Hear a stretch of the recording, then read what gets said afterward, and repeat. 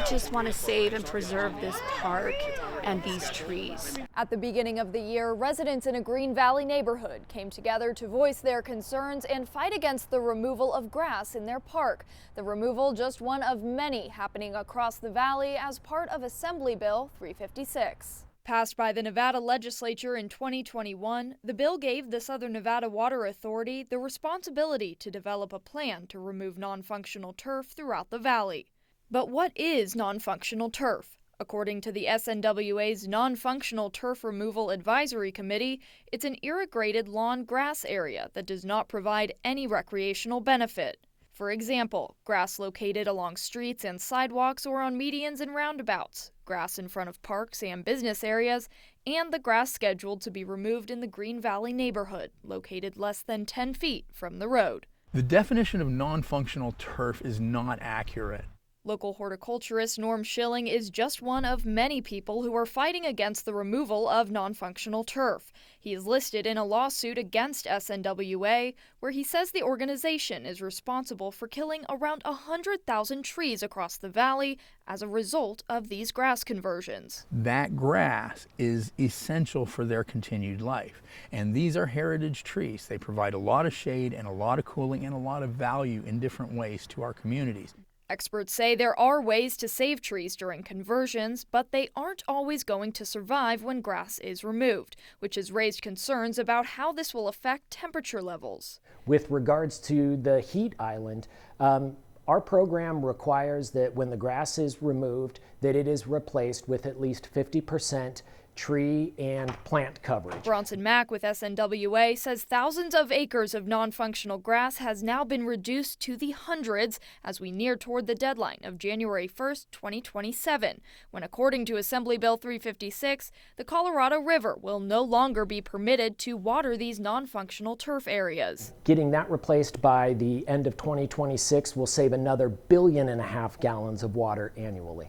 I spoke with people who understand the need to conserve water, but say losing green spaces like this one is a downside to that initiative.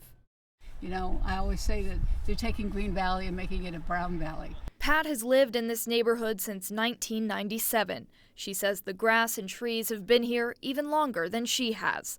This past June, she tells me her husband passed away, so she took over his job of walking the dog in the morning. I met some people up here at the park sitting on the benches, and they brought their dogs. I met another widowed lady, and we all just kind of gather and talk and share things with each other. Not only are there concerns about the loss of beauty in places where grass exists, there are concerns about how it will affect the already hot temperatures in the valley. When the trees come down, the heat goes up. Jenny Eddington is listed as a plaintiff in the lawsuit filed against the Southern Nevada Water District. Her neighborhood has already undergone conversions in certain areas, but in those areas, you can see the ash trees did not survive. When you have existing larger trees, you want to make sure you properly irrigate those. Those are your most value for your landscaping. James Zano with Landcraft Incorporated oversees grass conversions, which he says have been ramping up as people prepare for the new law to be enacted in 2027.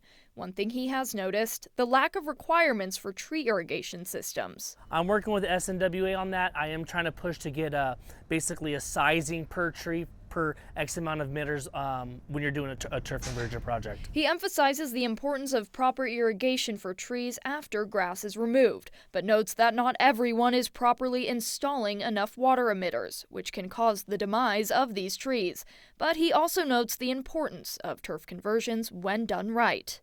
It's a great project. It has to be done. I like the green myself, but at the end of the day, we do live in a desert. Which is why deciding what type of trees to plant is also just as important.